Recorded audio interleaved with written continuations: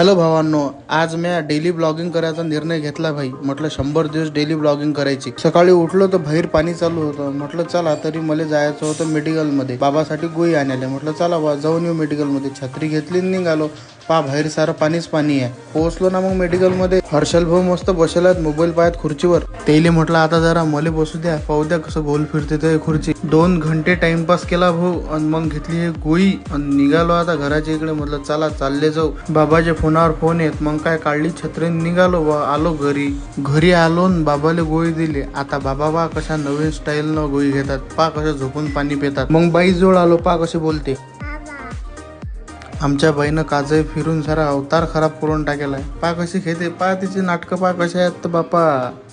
टकली की टामटून दाखव चाल. कशी तिची टकली दाखवते ते. मग मी आलो जेवण करायला. म्हटलं जेवण करून घेऊ.